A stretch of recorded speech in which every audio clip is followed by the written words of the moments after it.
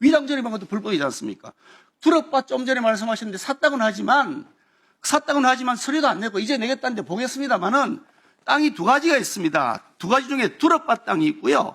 텃밭 땅이 있는데 두렵바 땅은 아닙니다.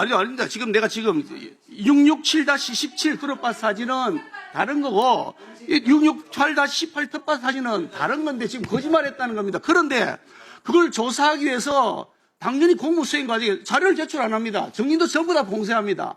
당연히 조사하러 가야죠. 대문도 없습니다. 담장도 없습니다. 거기가 조사하는 것이 당연한 공무의 집행인데 그걸 가지고 이런 짓을 했다고요? 명백한 불법이라고요? 아니 대위원장께서 이렇게 방치하실 겁니까 이게? 아니 이게 무슨 청문회입니까 이게요? 위원장께서 정식 사과를 요구하시기 바랍니다. 모양하다고요. 저도 신당 발언 의사진과 예, 의사진으로 하십시오. 예, 김영배입니다. 지금 이제 우리가 공직 후보자의 자질과 능력, 정책을 검증하는 청문회를 준비하는 과정이지 않습니까? 그러면 공무원들이 하는 일 모두는 적법해야 됩니다. 그리고 공무원들은 각기가 할 수 있는 일과 할 수 없는 일로 나누어집니다. 공무원이라고 해서 모든 것이 다 공무가 아니지 않습니까? 공무원이야말로 오히려 법을 지켜야 됩니다. 공무원이 법을 안 지키고 누구에게 법을 지키라고 할 수 있겠습니까? 우리가 정당한 이유는 공적인 일을 공적인 질서와 절차에 따라서 하기 때문입니다. 정당하게 주어진 국민으로부터 위임받은 권력의 그 권한을, 한정된 권한을 적법한 절차와 적법한 요건에 따라서 집행하기 때문에 그것이 권위를 갖는 것이고 정당성을 인정받는 것이라고 생각합니다. 아까 이제 동료 의원들께서 공방이 있었습니다만 검찰에서조차 수사에서조차 독수독과라는 이야기가 있지 않습니까? 독이 묻은 나무에서 자라나는 그 소위 증거는 그 제대로 된 정당한 결과를 인정받을 수 없다라는 거 아닙니까? 수사도 그럴진데 우리 이 청문회를 준비해 나가는 과정에서 적법한 절차에 따라서 자료를 요구하고 또 그 적법한 절차에 따르지 않으면은 그 적법한 절차에 따라서 거기에 대해서 조치하는 우리가 방법이 있지 않습니까? 근데 그거를 가가지고 형법을 위반해 가면서 한 것까지 정당화되지는 않는다고 저는 생각합니다. 그렇기 때문에 잘못된 건 잘못됐다고 하고 지적할 건 지적하지만은 그 지적하는 과정에서 오히려 법을 위반한 것까지 정당화되는 건 아니다 말씀이에요. 그러니까 그거는 제가 볼 때는 서로 혼합해서 그냥 내 목적이 정당하니까 다 이거는 무조건 정당한 행위다 이렇게 얘기할 건 아니다라는 점을 저는 분명히 말씀드리고 싶고 위원장님께서도 사실 이게 잘못된 건 잘못됐다라는 주장을 할 수 있지만 잘못된 법을 위반하는 행위에 대해서는 오히려 위원장님께서 질서를 정확하게 잡아주셔야 된다. 그렇지 않으면 우리 위원회가 이런 일을 진행함에 있어서 어떻게 정당성을 확보할 수 있겠느냐. 심각한 문제가 제기될 수 있다. 이런 말씀을 드릴 수밖에 없습니다. 예, 다음 김건우 의사진행 발언 하십시오. 예, 순서대로 이렇게 하겠습니다. 지금 사실 증인도 채택이 안 되고 그다음에 자료도 제대로 제출하지 않고 이런 상황에서 우리가 의정 활동을 하기 위해서 우리 보좌관들이 이제 가서 활동을 한 건데 그걸 이제 무조건 범법 행위다라고 이렇게 말씀하시고 그다음에 이제 동료 의원이 한 의정 활동에 대해서 지시라고 이렇게 표현하시고 이런 거는 조금 지나쳤다는 생각이 듭니다. 그래서 거기에 대해서는 조금 사과를 하시면 좋을 것 같고요. 이 문제에 대해서는 가령 그 조국 청문회 전날 자제분인 조민 씨의 그 오피스텔을 찾아갔던 기자 PD도 이미 법원에서 무죄가 나오는 사례도 있습니다. 그래서 이런 걸 일률적으로 범법 행위다고 이제 단정을 하시고 그렇게 동료 의원실에서 범법 행위를 한 거를 전제로 해서 지시라고 표현하시고 이런 거는 과도할 수도 있지 않을까 이런 생각이 들어서 거기에는 이렇게 말씀을 드리겠습니다. 예, 우리 이재정 의원님 의사진행 발언입니까? 예, 발언하십시오. 네, 저는 특정 의원님의 성함을 거론하지는 않았습니다. 물론 관련된 뉴스가 제공된 정보들을 취합해 보면은 알 수 있겠죠. 하지만 제가 지시라고 한 건 저는 의원님의 지시가 어디까지 가닿는지 모르지만 아까 사진을 통해서 CCTV 캡처본을 통해서 보여드린 것처럼 명백한 사유지 안까지 들어갔습니다. 기왕의 판례를 김건 간사님께서 언급을 하셨지만 그 사례는 공영 부분이라고도 또 달리 판단할 수 있는 영역이 있지만 아까 들어갔던 내용은 내실이 들여다보이는 앞마당까지 들어간 겁니다. 그건 다릅니다. 관련된 판례 알고 계신 율사이실 줄 압니다. 제가 지시라고 한 건요. 저런 짓 그렇게 들어갔던 본인의 권한을 넘어서 법을 위배할 수 있음에도 불구하고 그런 합당한 판단을 하지 않고 들어간 보좌진들에게 한 얘기입니다. 그러면 니들이 과했다. 그와 같은 방식은 조금 지나쳤다라고 하시는 게 맞지 않겠습니까? 제가 해야 될 사과가 아니라 법의 처벌 앞에 놓여 있고 수사의 대상이 될 수도 있는 그 측에서 사과를 하시는 게 온당하죠. 저는 최소한 예의를 지키려 의원님 성함 말씀드리지도 않고 그 얘기할 때 의원님 쳐다보지도 않았습니다. 스스로 밝히셨습니다. 네, 책임지셔야 할 겁니다. 예, 의사진행 발언. 시상 발언을 저한테 대해서 하시니까 제가 말씀을 드려야죠. 아니, 나보고 이런 지시라고 해놔놓고 뭐 또 다른 말씀을 그 뺑뺑 둘러서 하세요? 예? 아니, 이재정 의원이 내가 좀 전에 내 뒤에 있는 보좌진까지 거론을 하면서 이런 얼굴이 발언권 얻어서 발언을 하세요. 내가 들었잖아요. 들을 줄 아셔야죠. 나는 자기 얘기할 때 들었잖아요. 좀 들을 줄 아세요. 본인이 가려서 말씀하세요. 함부로 그렇게 지시라고 얘기를 해요. 다 생각이 있어서 조사를 하고 다니는 건데. 위원장님, 이런 식으로 이게 정당한 공무집행에 대해서 자기 마음대로 재단하고 거기에 대해서 아주 듣기 거북한 언사를 하는 것에 대해서 위원장님께서 제지해 주지 않으시면 이게 위원회가 어떻게 정상적으로 운영이 되겠습니까? 빨리 그 점에 대해서 지적하시고 사과를 요구해 주시길 바랍니다. 예, 오늘은 우리 정동영 통일부 장관 후보자에 대해서 우리 후보자가 우리 국정 수행 능력이 제대로 있는지 도덕성이 제대로 있는지 이것을 이렇게 심도 있게 이렇게 국민들이 보시는 앞에서 우리 위원들께서 질의 또 후보자의 답변을 통해서 그것을 검증하기 위한 자리입니다. 제가 당부드리고 싶은 것은 우리 위원님들께서는 질의하실 때 질의를 정확히 물론 하셔야죠. 그런데 우리 상대 위원님에 대해서 적어도 존중하는 마음으로 서로 인격에 손상이 되지 않는 그런 발언을 신중하게 해주시는 게 좋다고 생각합니다. 제가 양쪽 다 그렇게 말씀드리고 오늘 마지막까지 이 회의가 원활하게 진행될 수 있도록 우리 위원님들께서 협조해 주시면 감사하겠습니다. 다음 우리 김준영 의원님 질의해 주시기 바랍니다. 예, 의사진행 발언을 신청은 안 했습니다만 옆에서 보니까 어찌됐든 처음에 그 공무를 위해서 했는데 의도하지 않게 들어간 거에 대해서 사과를 하셨다면 뒤에 사과를 요구하는 게 더 명분이 있었다고 생각을 합니다. 정동영 통일부 장관 후보자님 축하드립니다. 아까 두 번째 임명 정치 소명 굉장히 감동적으로 들었는데요. 이것이 대통령 후보까지 지내시고 또 내려가는 것이고 구태여 왜 두 번 하느냐고 볼 수도 있지만 또 아무나 누릴 수 없는 기회인 것 같습니다. 그것이 평생의 소명을 갖고 있다고 하더라도 그 기회가 닿아야 하는 것인데 동시에 부담도 두 번째이기 때문에 부담도 책임도 더 크실 거라고 생각이 듭니다. 그런 점에서 특히 저는 이재명 정부가 이 내란을 극복하고 탄생하고 국민의 압도적 지지를 받는데도 불구하고 맞이하는 대외 환경은 저는 제가 국제정치를 공부한 이후에 이렇게 나쁜 대외 환경을 대한민국이 받을 수 있을 정도냐 할 정도로 우려가 큽니다.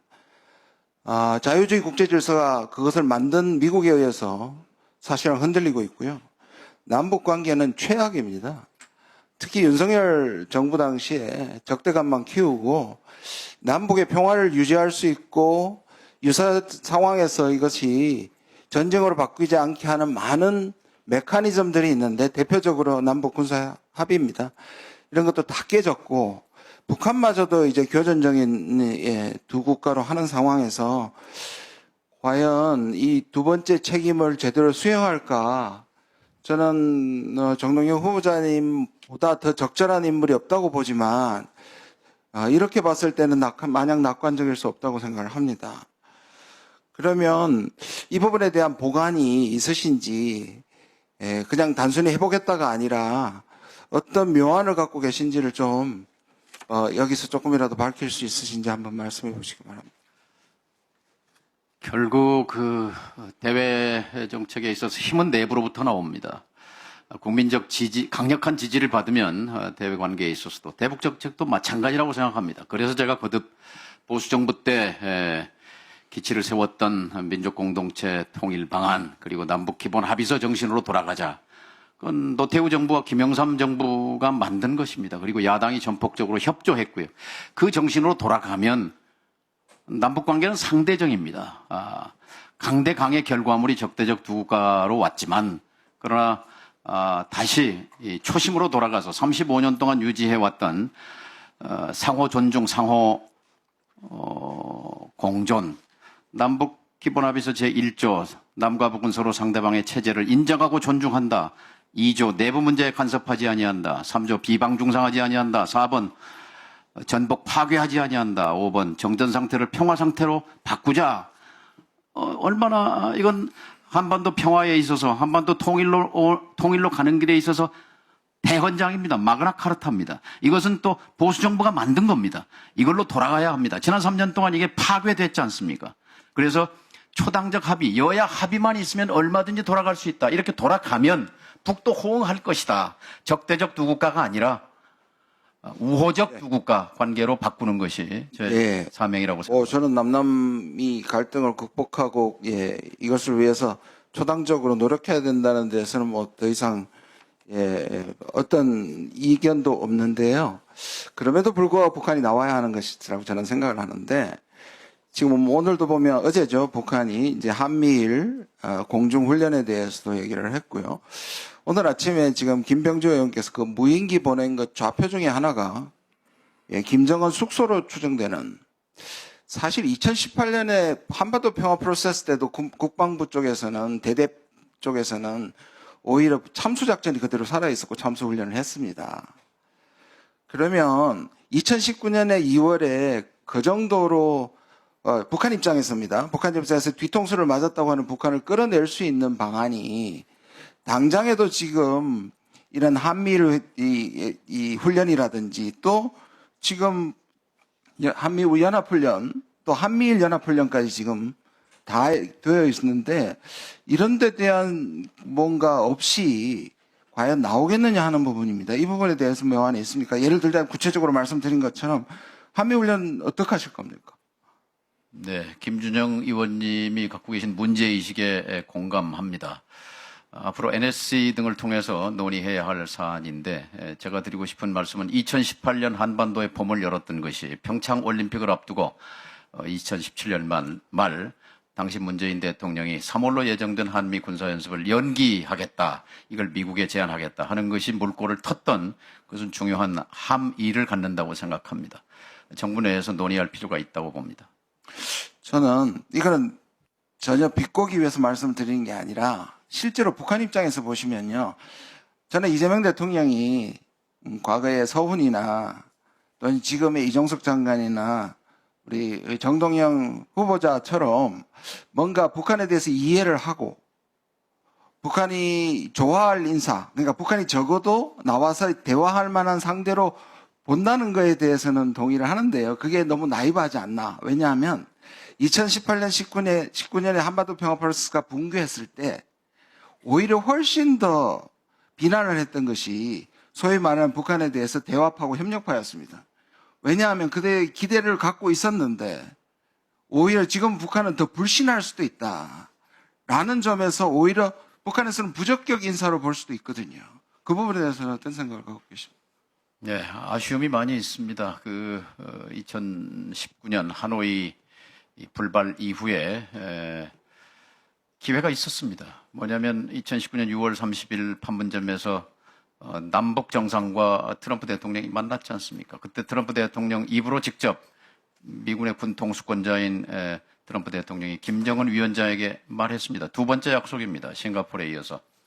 한미 군사 연습이 너무 공격적이다. 그리고 돈 낭비다. 이걸 중단하겠다고 약속했던 것. 그것을 그때 8월로 예정됐던 그 훈련에 반영하지 못했던 것이 결국은 북미 관계, 남북 관계 동결 상태로 들어갔다. 저는 그렇게 생각합니다. 예, 수고하셨습니다. 다음 안철수 의원님 질의 주시기 바랍니다.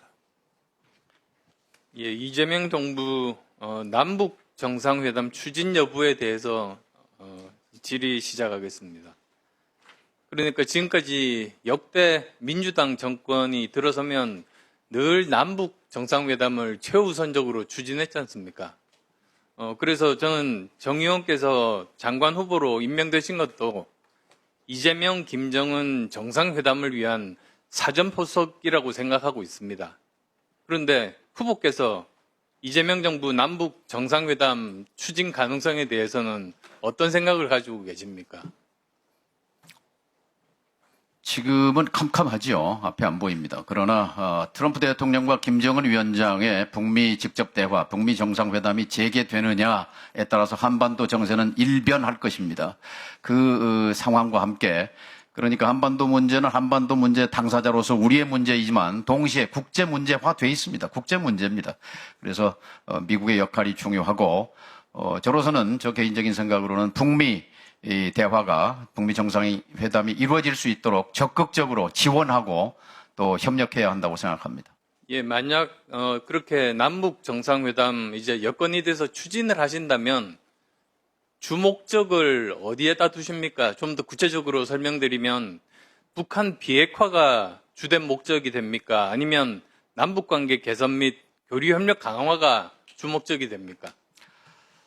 뭐든지 단계가 있습니다. 그런데 지금 한반도 비핵화와 관련해서는 33년 동안의 시간이 흐르면서 수십만 배로 상황이 악화됐습니다. 결국 정치의 실패입니다. 국제 정치의 실패입니다. 그래서 지금 당장 우선은 북이 비핵화 자체를 거부하고 있기 때문에 이것은 단계적인 접근이 불가피한 것이고 그리고 역시 대화를 통해서 외교를 통해서 해법을 추구해 나가는 길밖에 없지 않습니까? 그런데 6년 동안 대화는커녕 개미새끼 한 마리 남북을 또 국제사회와 소통이 단절된 상태에서 이것이 급선무라고 생각합니다.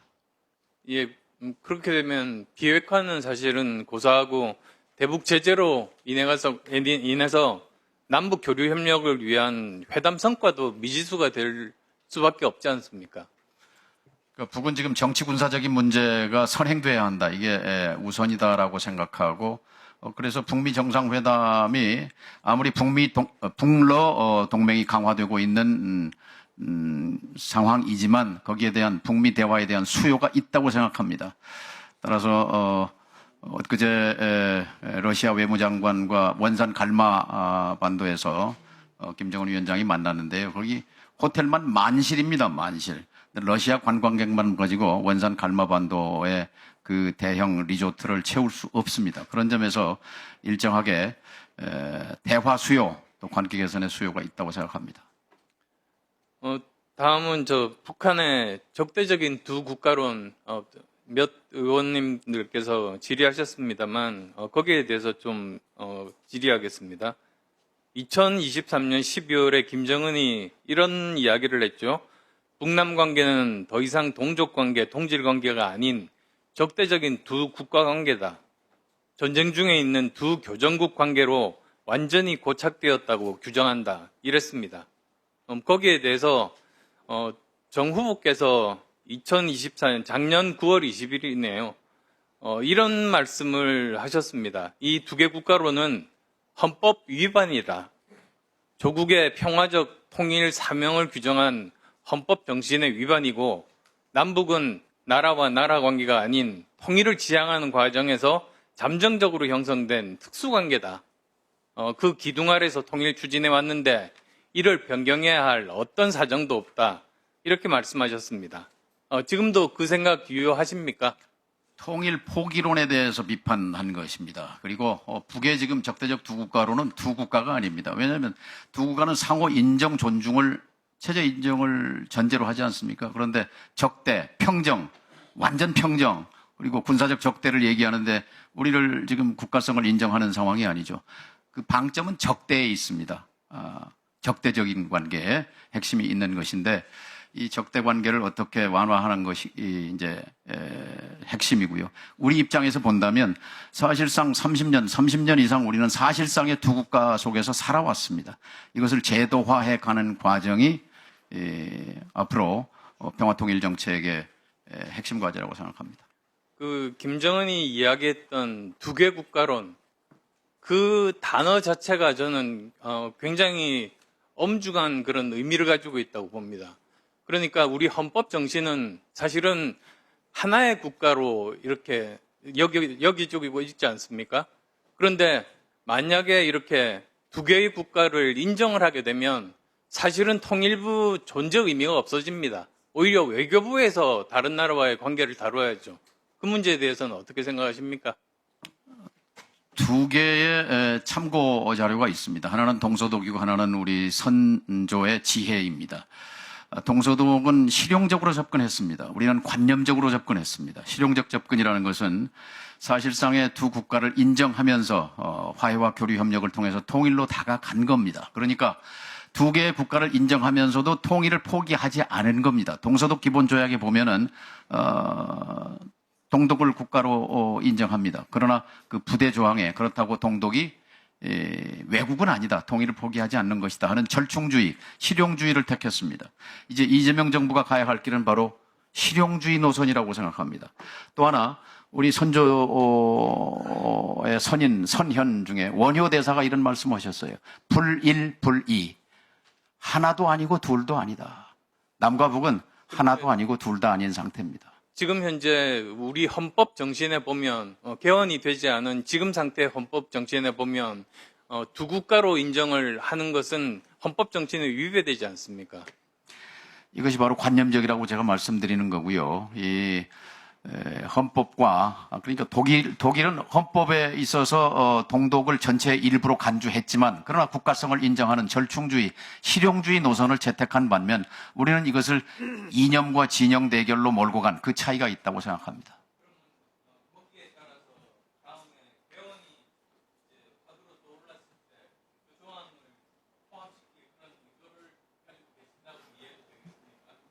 이 헌법 조항은 결국 이제 국회에서의 논의를 거쳐서 합의에 이르게 될 터인데 아직 그 헌법 개정에 대한 저의 의견이 확립되지는 않았습니다.